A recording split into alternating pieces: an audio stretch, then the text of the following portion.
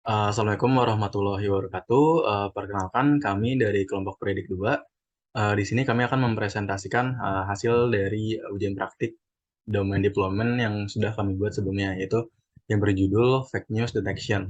Nah, untuk anggota dari kelompok Predik 2 ini, yang pertama saya sendiri Aditya Nandri, kemudian ada teman saya Muhammad Haikal Andana, Novandi Arianto, Putri Novianti Pratama, dan Reva Amelia Rosana.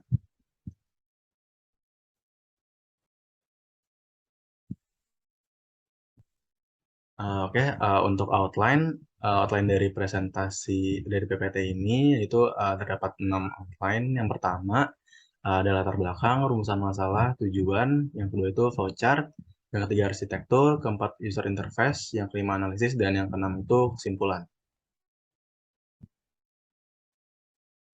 Oke, untuk latar belakang, perkembangan teknologi informasi membuat pertukaran informasi dan komunikasi menjadi semakin mudah. Nah, beragam peristiwa dan perbincangan mengenai suatu peristiwa pun semakin mudah dibicarakan. Sayangnya, berita yang disebarkan ini tuh belum tentu benar. Bahkan terkadang ada yang dengan sengaja menjadikan media sosial ini sebagai sarana propaganda. Nah, oleh karena itu, untuk mengatasi hal tersebut, dirancanglah aplikasi ini untuk dapat mendeteksi kebenaran berita dan informasi yang diberikan. Oke, kemudian yaitu ada rumusan masalah. Rumusan masalah di sini terdapat 4 rumusan masalah. Yang pertama yaitu bagaimana alur proses pendeteksian informasi sesuai klasifikasinya. Yang kedua itu bagaimana arsitektur sistem yang dibangun. Yang ketiga itu bagaimana user interface hasil deployment yang dilakukan. Dan yang terakhir bagaimana analisis dan kesimpulan dari hasil yang diperoleh.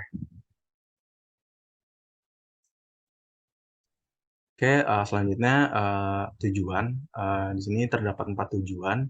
Yang pertama membuat alur sistem deteksi fake news, kemudian membangun arsitektur sistem deteksi, lalu membuat user interface dalam bentuk web deployment, dan yang terakhir itu menganalisis dan menyimpulkan hasil proyek. Oke, untuk flowchart system akan dijelaskan Novandi. Baik, terima kasih. Pada slide selanjutnya itu ada penggunaan flowchart dari sistem. Yang pertama kita melakukan atau klik get to start untuk melakukan deteksi pada bagian informasi. Kemudian kita melakukan scroll down ke bagian team member untuk mengetahui data dari anggota.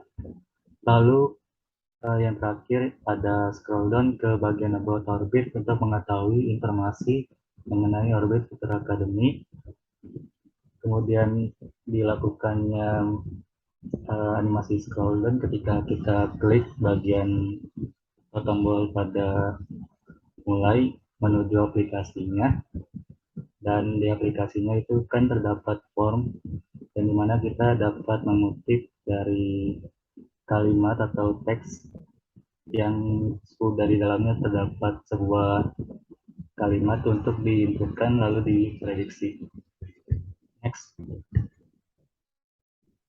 Selanjutnya itu ada arsitektur sistem, di mana pada tahap ini local deployment melakukan penggunaan pada model machine learning yang sudah dilatih dan disimpan ke dalam model fake news detection. Selanjutnya dapat diimplementasikan dengan menggunakan framework bernama Flash, dan Flash ini berfungsi sebagai pengontrol dalam pengembangan sistem fake news detection.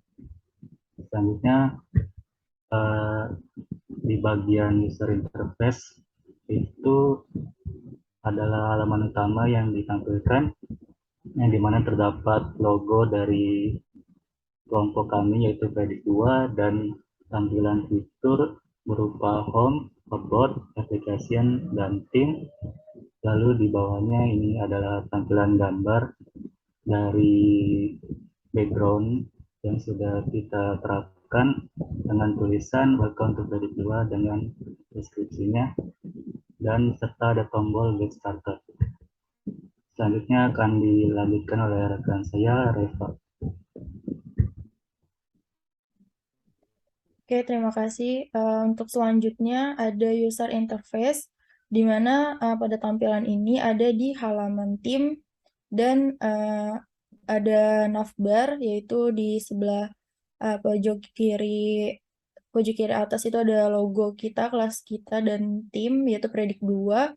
Lalu di sebelah pojok kanan itu ada navbar untuk ke home, about, application, dan tim. Nah, ini tuh tampilan untuk navbar yang tim berisikan anggota kelompok kita masing-masing, di mana kalau untuk aplikasinya saat kursor diarahkan ke arah foto kita itu akan memfloating nama dari masing-masing foto dan identitas universitas kita masing-masing. Oke, next.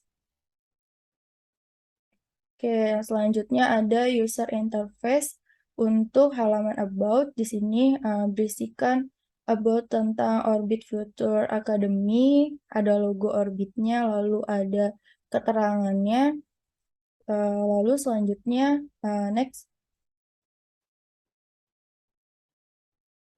ada user interface dari halaman application ya. Di sini tuh ada fake news detection yang dimana kita memasukkan atau memodelkan untuk fake news detection. Lalu di sini ada tulisan about tentang fake news detection-nya. Lalu di bawahnya ada tombol mulai untuk mengarahkan kita ke halaman untuk proses prediksi. Selanjutnya akan dijelaskan oleh rekan saya, yaitu Haikal.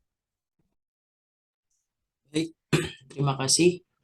Mungkin di sini saya akan melanjutkan untuk halaman menulis berita yang ingin diklasifikasi. Di sini terdapat tulisan fake news detection di halaman kiri atas seperti yang tadi sudah dijelaskan. Terdapat tulisan dari nama kelompok dan kelas kami yaitu Predik 2. Dan di sebelah kanan atas terdapat navbar yang berisikan tentang home, about, application, dan tim. Dan di sini adalah tempat di mana kita untuk mengidentifikasi atau memprediksikan apakah berita tersebut bernilai hoax atau berita tersebut bernilai real. Jadi cara kerjanya, masukkan sekutip kalimat dari berita yang ada, lalu kemudian diklik tulisan yang bermunculkan predik, lalu kemudian akan muncul notifikasi sebagai berikut, di mana apabila news itu terdeteksi benar atau real, maka akan muncul notifikasi sebagai berikut. Dan ketika news tersebut beridentifikasi fake atau salah, maka akan muncul notifikasinya seperti berikut. Mungkin di sini selanjutnya ada proses demo web deployment yang telah kami buat. Seperti yang tadi dijelaskan, ini tampilan dari home, lalu kemudian ada tampilan dari fake news detection-nya, lalu di sini dijelaskan cara kerjanya. Apabila terprediksi salah, maka akan muncul notifikasi sebagai berikut.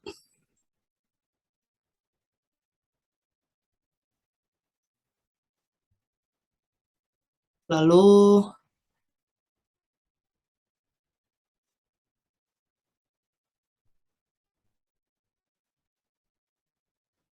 apabila terdeteksi waktu news tersebut itu bernilai benar atau real, maka akan muncul notifikasinya terdapat sebagai berikut.